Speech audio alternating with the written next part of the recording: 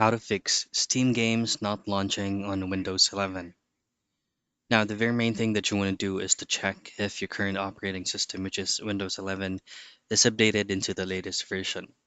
To do that, just go into your Windows icon and type in Windows Update and simply choose on Check for Updates and make sure that your operating system is updated. Second thing to do is to pull up your Steam client and at the top left-hand portion of your screen, click on Steam and go to your settings. Now from settings, go to storage and then click this three dots and choose on repair library.